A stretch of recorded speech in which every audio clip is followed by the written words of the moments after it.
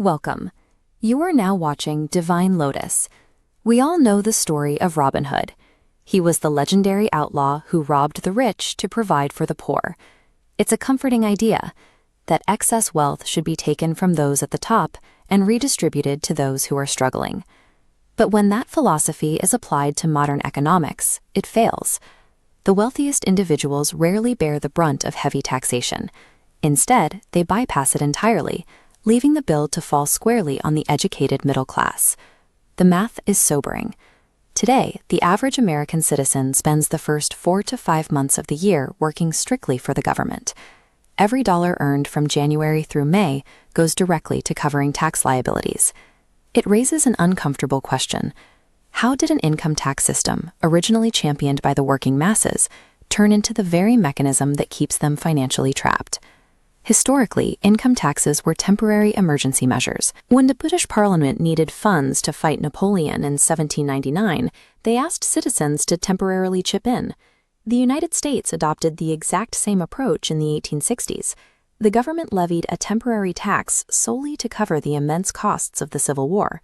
Once the conflict ended, the tax was supposed to disappear. Early Americans were fiercely anti-tax. The nation was essentially founded on a tax revolt, culminating with crates of British tea being dumped into Boston Harbor.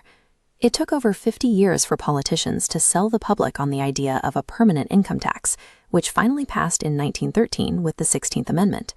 They only got the votes by promising the tax would exclusively target extreme wealth. The working and middle classes eagerly voted to remove their own constitutional protections against permanent taxation.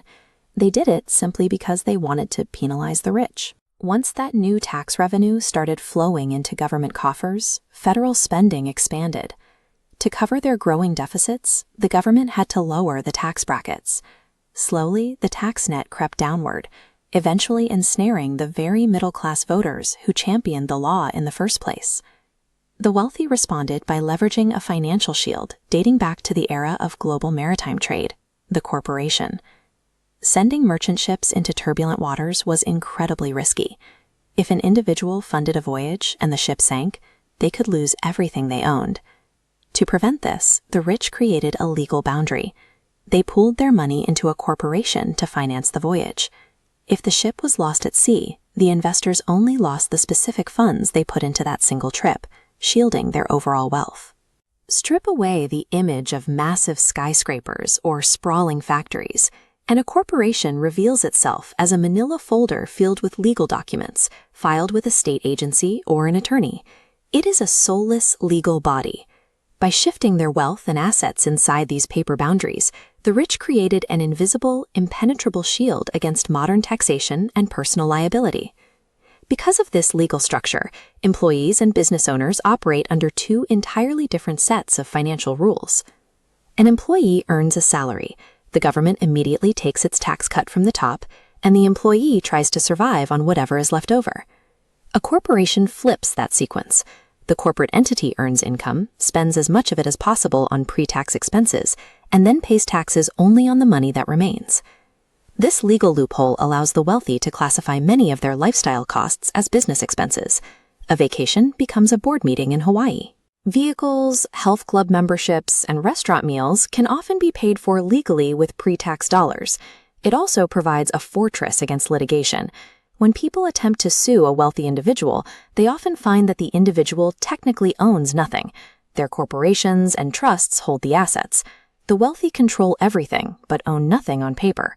Working strictly for a salary means surrendering your financial control directly to your employer and the government. Operating through a corporate entity keeps the financial power entirely in your hands. Financial IQ requires a synergy of specific technical skills, starting with a solid foundation in accounting and a deep understanding of investing strategies. You then combine those disciplines with a practical understanding of market dynamics and the legal knowledge to build corporate walls around your assets. Mastering this specific combination of skills provides the leverage needed to push back.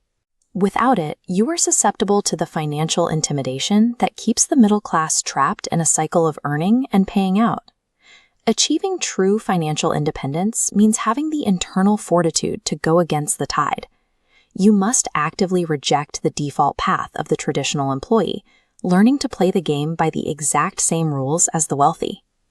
To continue building your financial intelligence, subscribe to the Divine Lotus YouTube channel. Join us for more in-depth book studies and timeless wisdom.